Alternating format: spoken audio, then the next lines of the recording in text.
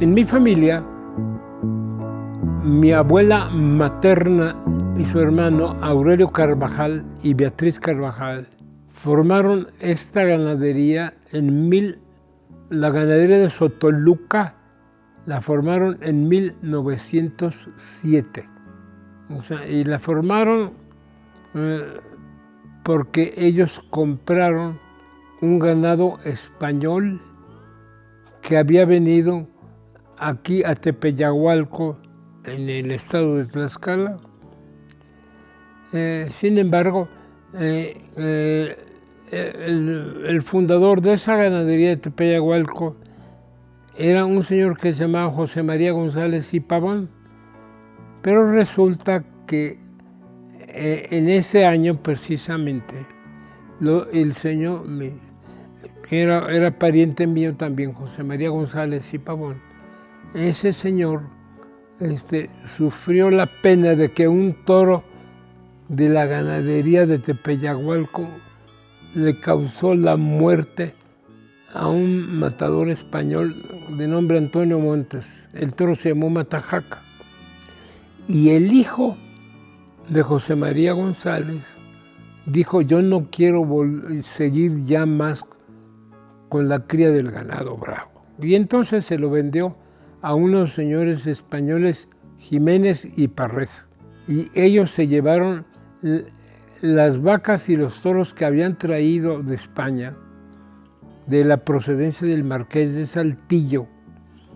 Esas vacas se las llevaron a una ganadería que se llama La Conchita. La Conchita es una hacienda que se encuentra por el rumbo de una zona, digamos, cercana a la Ciudad de México, que se llama Cuautitlán, Tepoztlán, Cuautitlán, por allá. Entonces, estos señores aficionadísimos regenteaban la plaza de toros del toreo de la calle de Bucareli y se propusieron construir una plaza de gran alcance de 25,000 personas, de 25,000. Y se propusieron hacerlo en lo que hoy, más tarde, se conocería como el toreo de la Condesa. El toreo de la Condesa estaba en la calle de Durango, esquina con Salamanca, y ahí estaba, y ahí se propusieron construir una construcción magnífica, una estructura de acero, pero los señores no pudieron pagar la estructura de acero que un señor de nombre Tomás Braniff les había vendido. Y entonces los metió a la cárcel por no haberles pagado. Y como consecuencia decidieron vender el ganado español. Y los ganaderos mexicanos que se dieron a la aventura de comprar ese ganado del Marqués de Saltillo fueron la señora Beatriz Carvajal y su hermano Aurelio, como una sola unidad, y después el señor Carlos González de Coajameluca, Románico González de La Laguna y Lubín González de Piedras Negras. Y ellos compraron ese ganado para poder sacar del bote a los señores españoles ya mencionados, que habían comprado ese ganado en España. Entonces, la parte del ganado de Sotoluca, hablábamos de 1907, pero en el año 1922, mi abuela y su hermano deciden partir en dos la ganadería de Sotoluca. La ganadería de Sotoluca se divide en dos en el año 22 y a mi madre, que era una muchachita de 17 años, le tocó recibir esta parte que es el lugar en donde estamos nosotros en este momento. Y es por eso que se funda en el año 22 la ganadería de Rancho Seco. O sea, es la repartición que le tocó a mi mamá de la ganadería de Sotoluca, la parte de Sotoluca que le tocó. Eso es el año 22. Eso es por lo que toca a mi abuela materna. O sea, le tocó y ella le dejó a su hija en vida, ¿verdad? Heredando en vida, y le toca la ganadería de Rancho Seco, que es la parte norte de la fracción norte de la ganadería de Sotoluca. Así es como se forma Rancho Seco.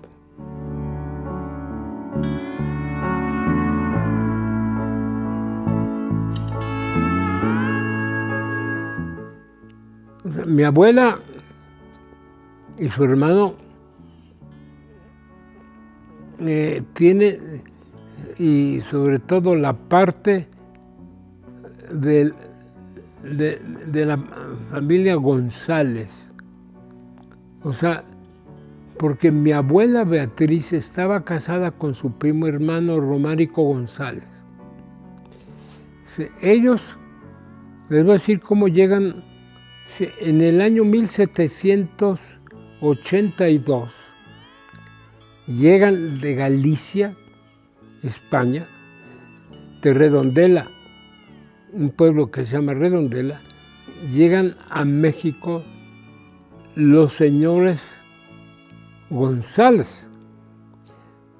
Mi apellido es Hernández González y la parte González es, vamos a llamarle, mi origen ganadero y ranchero. O sea, la parte no es por parte de mi padre, sino por parte de mi madre. Entonces, llegan de Redondela y los señores se dedican a administrar unas grandes propiedades. Las administraban, o sea, por la parte de la explotación pulquera y la explotación agrícola.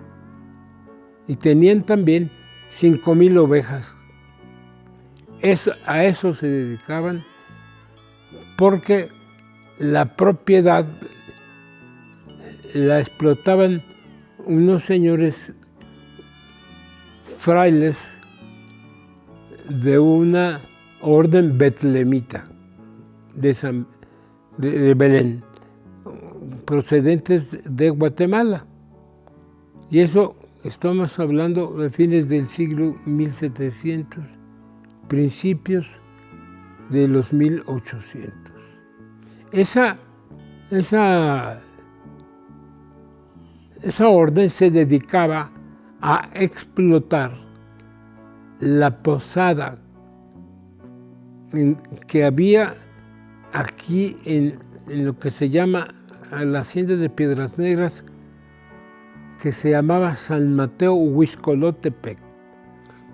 Y estos señores tenían una operación sumamente rentable, muy segura, porque era la sexta parada de México, más bien de Veracruz hacia México, de los pasajeros que venían en diligencias de Veracruz hacia México.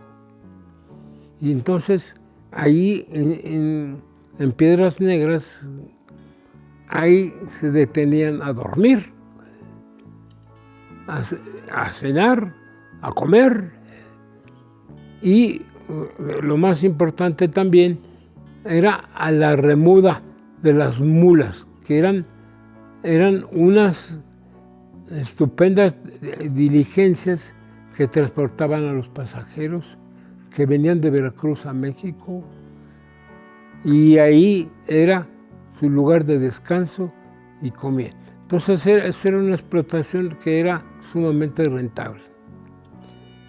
No más que ya en el adelante surge una cosita que se llama ferrocarril. Cuando llega el ferrocarril, ya no hay diligencias, ya no hay la explotación de la posada, ni hay mulas que remudar. Entonces, quiebra. Y vamos a adelantarnos un poquito a la época de Juárez, el presidente Juárez, cuando se expide la ley Lerdo y Benito Juárez, en la que se prohíbe a las órdenes religiosas tener propiedades y obligan a las órdenes religiosas a vender. Tenían prioridad los que rentaban las tierras, que ya eran mis parientes que habían llegado a finales del siglo XVIII, ya estaban como arrendadores de esas tierras. Y como tales, tenían derecho a comprar a razón del 6% anual del valor de la renta. Entonces estaba definido el precio y mis familiares deciden ejercer la opción que tenían y compran todas esas tierras, que eran 10,000, 12,000, casi 12,000 hectáreas, casi de aquí a Pisaco. O sea, y esas tierras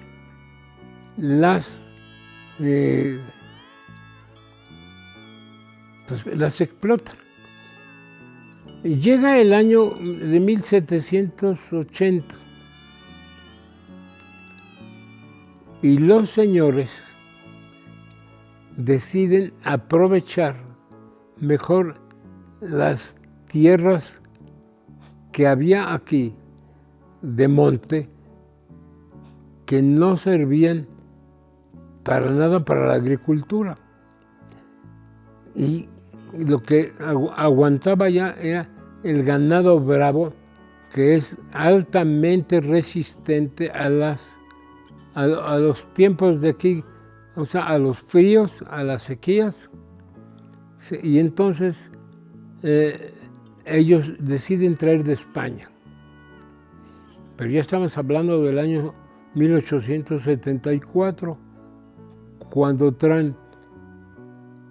pasan esos primeros años y traen ganado español de diversa procedencia, muy diversa procedencia, hasta que en el año 1904 los señores de José María González y Pavón, como ya mencioné, traen el ganado de España que venden a los ganaderos españoles que estaban explotando el toreo y que estaban construyendo el toreo de la Condesa. Y entonces mis parientes, o sea, todos mis parientes, o sea, mis abuelos, o sea, mis abuelos maternos, sí, y el tío Luis de Piedras Negras se quedan con el ganado español que había venido del Marqués del Saltillo. Y eso comienza la explotación inteligente y productiva del Marqués de Saltillo. Y en el año 22, como ustedes lo saben, ya se dividió la ganadería de Sotoluca en dos. Y es como comienza el Rancho Seco. Y es la genealogía familiar Esa es la genealogía familiar. Y ahí comienza la genealogía ganadera también, porque es la sangre del Marqués de Saltillo, ganado español 100% puro. En ese momento era el ganado más prestigiado de España. Dice que traen mis familiares de España y comienzan la explotación de lo que es la ganadería de Lidia de Tlaxcala.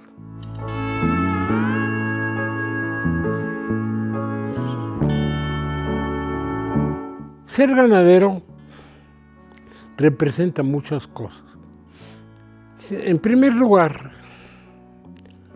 hay una labor social que nosotros llevamos a cabo al tener una fuente de trabajo y dar de trabajo a muchas familias.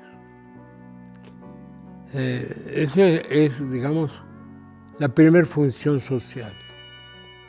La segunda función social importante es la preservación de las tradiciones mexicanas, como es la fiesta de los toros. Porque nosotros somos los que sostenemos una fuente de trabajo relativa a la fiesta. Y hablo desde los toreros hasta los que hacen el flete de los toros, los que nos proveen los alimentos, o sea, todo lo que se llama los dineros del toro, que incluye a los fleteros, a los que hacen los tacos afuera de la plaza. O sea, todo el mundo que se beneficia, digamos, de la fiesta. Tercer lugar, es muy importante desde un punto de vista funcional ser proveedores de un espectáculo. Nosotros somos proveedores de un espectáculo.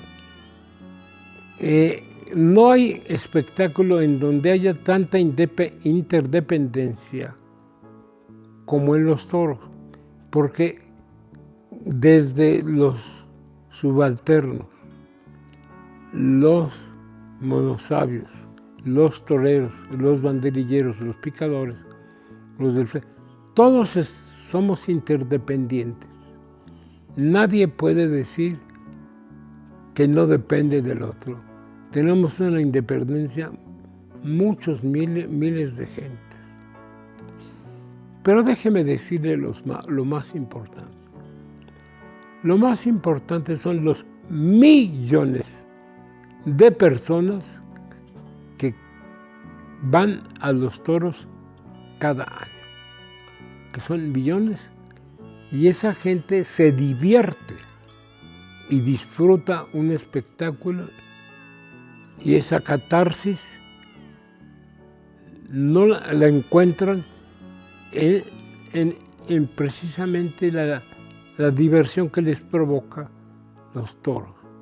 Esa es la parte más importante. Lo más importante de la fiesta no somos nosotros los proveedores, sino los millones de personas que disfrutan la fiesta. Eso es lo más importante. No, que hay gente que quiere quitarle a esa gente su espectáculo. Bueno, yo les digo, ¿por qué? O sea, si no les gustan los toros, pues no vayan a los toros. O sea, Charles Chaplin decía que este es el espectáculo más completo de todos. O sea, porque conjuga las emociones, las habilidades, el peligro, la muerte, todo se conjunta en los toros. Y por eso es que las personas de los niveles culturales más altos del mundo les han gustado los toros. O sea, no quiero hablar de artistas americanos como Tyrone Power, Orson Welles, o como decía yo, de Charles Chaplin. O sea, también Mario Vargas Llosa, el Gabo, o sea, Enrique Tierno Galván, que fue el presidente municipal de Madrid, socialista. Él fue un aficionado de Hueso Colorado. Así como dije Mario Vargas Llosa, o sea, hay Juan Ramón de la Fuente, que fue el rector de la Universidad Nacional Autónoma de México, es un aficionado, es un sabio, es como aficionado ha profundizado todo. Y es, entre paréntesis, el que le dedica el prólogo del libro que yo escribí de los 100 años de la ganadería de Rancho Seco, lo escribió Juan Ramón de la Fuente. Y así me puedo pasar diciendo la lista de personajes de la alta cultura. Bueno, les voy a decir quién fue aficionado a los toros, que no me lo van a creer, que es el Che Guevara. O sea, el Che Guevara iba a España y no se perdía las corridas. O sea, así hay mucha gente intelectual de alto nivel, porque en los toros no hay ideologías, solamente hay gusto por la fiesta. No hay ideología, si de derecha o de izquierda o de arriba, de abajo, por donde la vean. El aficionado a los toros no reconoce ideología. Entonces, el ser proveedor de esta industria del toro es una gran satisfacción. Y además vamos a luchar hasta la muerte por la preservación de un espectáculo que nos da identidad cultural a este país que es México. Sí, países taurinos, desde Ecuador, Colombia, Perú, Venezuela, México, Francia, Portugal y España. O sea, digo, de repente en algunos otros lugares, por ejemplo, Estados Unidos tiene espectáculos taurinos sin crueldad. O sea, en muchos lugares de la Unión Americana se dan corridas de toros, o sea, sin picar, o sea, sin que haya sangre. O sea, entonces, nosotros, una de nuestras funciones nos halaga mucho, que es la de ser proveedores de esta industria de los toros y la preservación de nuestra cultura.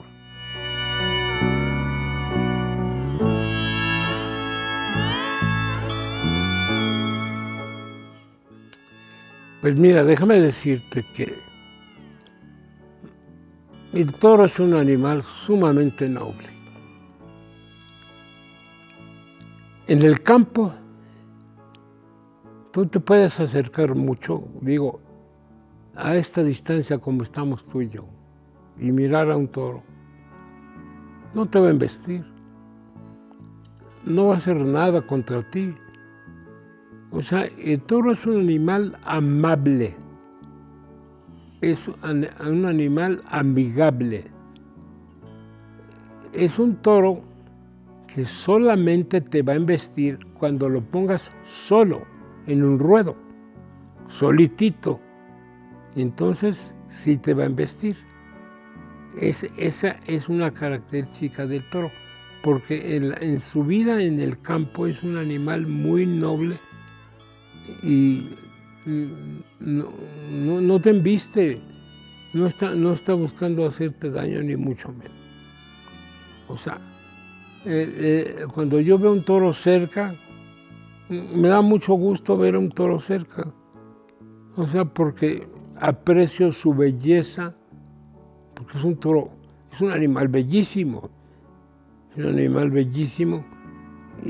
Y estando cerca de él, pues lo único que hace es darme un sentimiento de amor hacia él.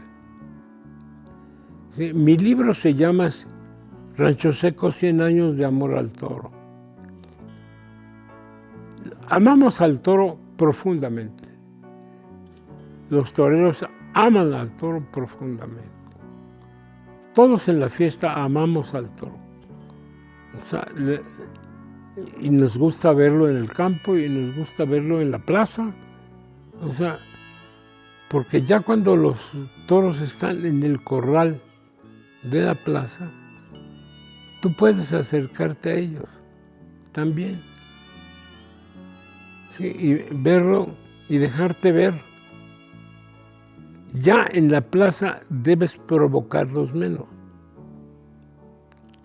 porque entonces sí te embisten, si los provocas. No los provoques. Eso es todo lo que te recomiendo, no los provoques.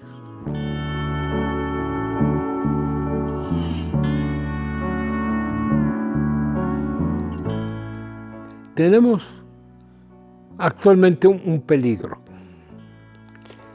porque hay algunos grupos ecologistas que con el pretexto del maltrato a los animales nos quieren quitar la cría del toro de lidia. Y yo pienso que lo más importante, si para ellos no, los ecologistas, es de que la desaparición de la fiesta de los toros es la desaparición de una especie. Desaparece la especie del toro bravo. O sea, si no es para la lidia, nadie se va a dedicar a criar toros de lidia para no lidiarse. Si a mí me prohíben criar toros, pues no los voy a criar. Si los ecologistas me prohíben criar toros, sí, y eso lo avala el gobierno, pues entonces yo no voy a poder criar toros. No tiene razón de ser. Y desaparece una especie. Entonces no son tan ecologistas como dicen. Yo pregunto si quieren que desaparezca una especie. O sea, ¿eso es lo que quieren? Mira, en la Universidad de las Américas en Puebla hay una escultura dedicada al toro bravo.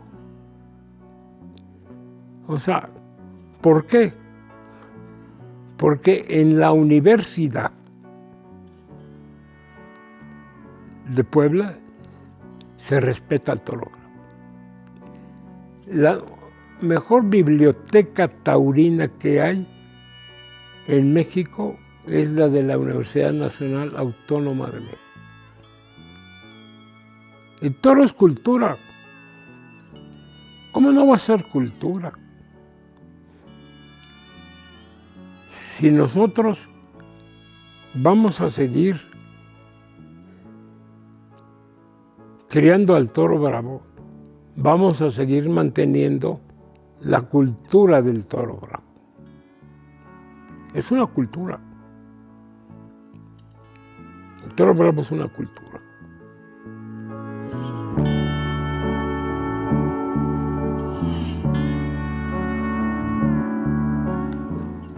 El libro se llama Rancho Seco, 100 años de amor al toro. Y te voy a decir los principales capítulos. En primer lugar, cómo se inicia la ganadería, como ya te platiqué. Después, la genealogía familiar. Después, la genealogía ganadera. O sea, de dónde vienen las sangres que hoy tenemos. O sea, cuál es el origen. O sea, todo nuestro ganado es español. Todo tiene procedencia española que hemos traído de España en diversas épocas, desde principios del siglo anterior, porque a principios del siglo XX, como te dije, vinieron toros y vacas del Marqués de Saltillo. Y después, en el año 45, mi papá trajo toros de la procedencia del Marqués, del Marqués de Urquijo, que es la sangre de Murube. Luego nosotros en el año 97 trajimos toros de España de procedencia de Murube y la procedencia de Santa Coloma. O sea, entonces hemos traído en diversos, y hoy que estamos en septiembre de 2022, estamos trayendo toros y vacas españolas de las procedencias de Murube por el Niño de la Capea y de Santa Coloma por el lado de la ganadería de la Quinta. Estamos hablando del día de hoy. Esa es, digamos, la genealogía de nosotros. Después, en el libro, yo le dedico un capítulo a corridas y novilladas que hemos lidiado a través de tantos años. Y muchísimas con éxitos rotundos. Quiero decirte que cuando comenzamos los festejos de los 100 años, desde la primer corrida y 6 corridas consecutivas, hemos tenido triunfos grandiosos, dando la vuelta al ruedo con diversos toreros en todas las plazas.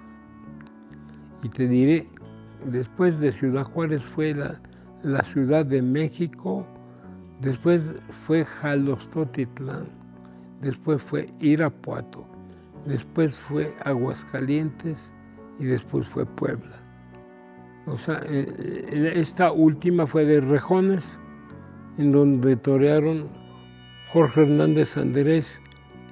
Y fíjate lo que te voy a decir como parte importante del libro. Yo hablo cuál es el futuro de la ganadería. Pues resulta que mis hijos y mis nietos se han hecho aficionados y están dándole seguimiento a la tradición de la familia. Cosa que para mí, escribir ese libro está dirigido a mis nietos, está dirigido a mis hijos, para que ellos aprendan y conozcan qué hizo su padre y su abuelo y su bisabuelo y su tatarabuelo, qué hicimos con la cría del toro de lidia. Y con eso, bueno, además de las corridas, yo le dedico un capítulo entero, le llamo El Futuro, Y entonces en ello me refiero a mis hijos y a mis nietos, que ellos le van a dar seguimiento a la cría del toro de Lima. O sea, que se dediquen a lo que quieran, pero que no dejen de criar toros bravos para los fines que yo ya mencioné.